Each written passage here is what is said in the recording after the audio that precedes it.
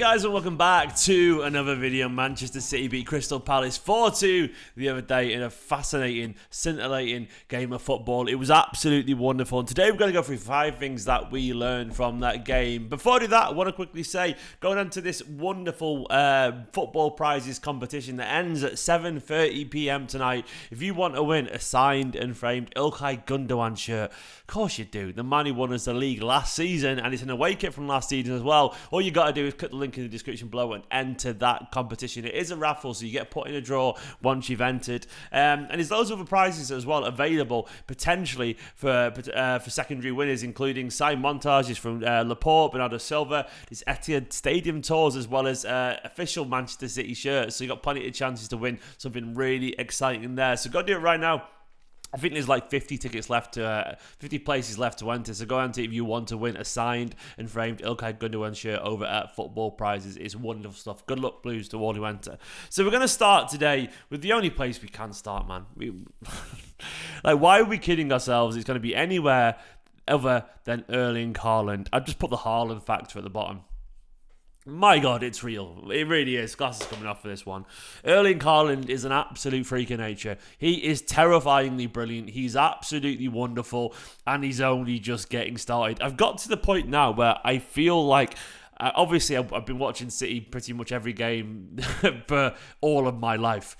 But right now, I'm so excited to watch Man City. Like, I'm excited, even though we've had De Bruyne and Aguero over the years. There's just something about Erling Haaland that has this superstar status. Does everyone else find themselves just watching his goals back again? I must have watched his hat-trick about 20, 30 times. I see it, like, it'll go on the timeline, someone will share it or whatever on Twitter, or see it on YouTube and I'm scrolling through things. And I end up just watching it again. I can't help it. There's something about him as a footballer. He's just magnetic. His brilliance is clear as anything. And he's just incredibly exciting. The way he plays football, his celebrations, the aura that he has. Haaland definitely has this X factor to his game. And it really is terrifying how good he could be.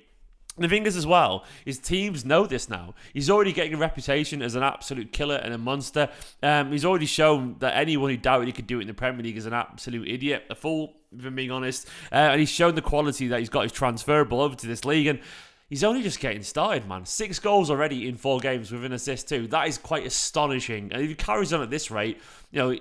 Look, he only needs, I think, 26 more goals in 34 games to beat Salah's goal-scoring record in a season.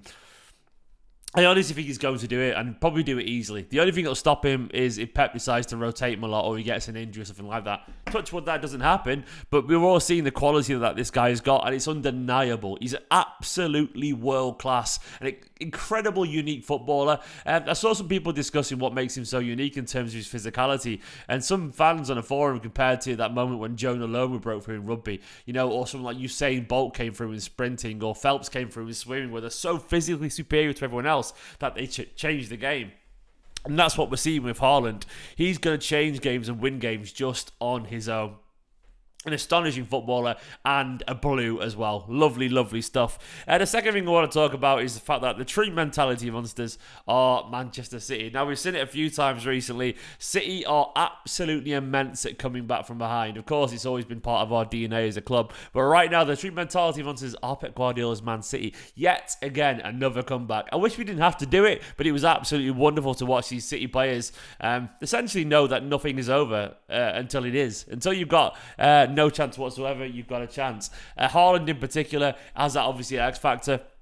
Like, I mean, Haaland, when you've got him on the pitch, teams are scared of him, man. And when you've got Manchester City's reputation with the players like Bernardo Silva, Kevin De Bruyne, whatever, like, you've really always got a chance. And time again, they keep answering these questions. And the more we do it as well, the more it becomes a factor that teams have to deal with. Like, they know that they can't just get 2-0 lead and sit back. They have to get that third goal, because otherwise City can turn it around like that in a blink of an eye. The momentum that they get, particularly at the Etihad, by the way, when the players get a sense of fear, whatever. They're like sharks smelling blood. They really are. They go for it and they hunt. And City, when they got that 1 goal back, I don't think any of us really doubted that they'd turn it around. It felt almost inevitable, because City are inevitable, and I love it. We're going to see plenty more of it. Foden can pass. Foden had a good game. He had a good game on the weekend, on Saturday. I was really impressed with Foden's work rate and his versatility. And of course, his intelligence to get that assist. Erling Haaland said, oh, finally he passed to me, obviously with a smile on his face. It was tongue-in-cheek, of course. But I think it finally puts to bed this stupid idea that some fans had. Like, I saw people saying, oh, he's overrated or he needs a humbling because he's not passed. It was almost like he was just 2 games into the season. He had a couple of passes got wrong, but he's still an immensely talented young footballer that we shouldn't be doubting. Foden was good and a big part of why Manchester City were excellent in coming back for this game. His work rate, he's intelligent, his link-up play, and of course, he's creating chances as he always does in big games. He was lively and he was had a very good performance. Obviously not his shining best yet, but he's getting there slowly, and you can tell that there are burgeoning signs of a link-up play with him and Erling. And I also like the fact that he was linking up really nicely as well with Gundo and Sergio Gomez when he came on the pitch. There was some lovely little kind of link-up plays there. It was good stuff. Over on the right, we saw a brilliant Bernardo Silva performance. Silva, to me, has to be an option over there. Like, I love Bernardo Silva out on the right. When he plays with such freedom to run at people, he was immense. To be honest, as all the talk was about Erling Haaland, but I think Bernardo Silva might have been the actual catalyst to get back into the game. He might have been our man of the match because he was absolutely terrifying. He was constantly running at Crystal Palace's defenders and they couldn't handle him. He went on a 2 or 3 little messy-ass dribbles. Of course, he got the first goal, which gave us that momentum to get back into the game. And overall, despite everything going on, with all the rumours about him potentially leaving to Barca or PSG, the same thing happened as it always does. Bernardo turned up, he worked his absolute arse off, he played wonderfully well, and he was a massive part in Manchester City's comeback. Bernardo Silva is, I know it's frustrating that he potentially wants to leave Man City. He wants to leave Manchester, if I'm being honest, but we can't doubt his commitment and his work rate and his brilliance when he's on the pitch. He absolutely will bleed for this club, and I love that about Bernardo Silva. Even if he wants to move somewhere prettier one day, you can't deny his quality as a footballer and as a human being. He's handled it absolutely impeccably. But I honestly think we're looking at a situation now where Bernardo, look, he could be on the right a lot more. Mahrez, I love the guy, but he was a little bit ineffective in the first half, and Mahrez, he doesn't have the ability at the moment. Like, he doesn't dribble past people very much these days. I don't know why. He just seems to have slowed down a little bit. But Bernardo does. Bernardo genuinely runs. He gets into the box and he does beat people and he creates chaos. And the energy that he brings to that right-hand side role, he seems to have it absolutely all. As does Julian Alvarez. That was a lovely little cameo, wasn't it? Julian Alvarez is a Duracell bunny of a player. He runs and runs and runs and runs, and then he runs some more, and then he runs a little bit more until eventually everyone else can't keep up with him. And more than that as well, we saw an absolute wonderful glimpse of his quality that he's got. He was involved in 2 of the goals. It was only the pass before the assist, but it speaks volumes of the intelligence of his link-up play that they both came on different sides of the pitch. One was down the left, one was on the right, and he was. I watched a comp of his performance, and he was running around everywhere, little give and goes and all this kind of stuff. He never lost the ball either. His pass retention was absolutely excellent. His tenacity, obviously, really well documented, but it was the quality of his use of the ball that really stood out for me. A little flick to Foden, who then, of course, crossed it for Haaland for the equaliser.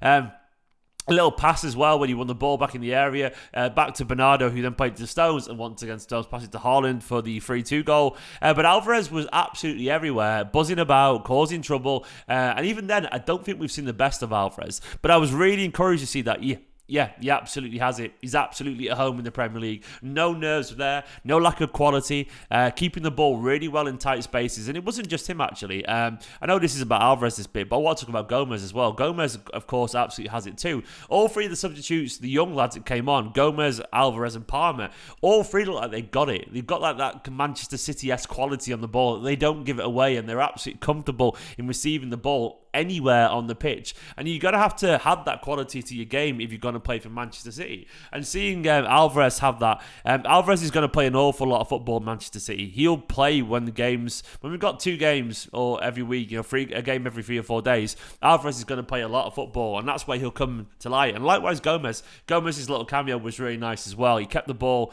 really intelligently. He looks very at home in this system, and I think Pep will really appreciate how much he loves having the ball at his feet. Likewise, Palmer. Likewise, Alvarez. Likewise, this Manchester City side. They are 5 things that I took from this game, guys. Do let me know down in the comments what you took from the game personally.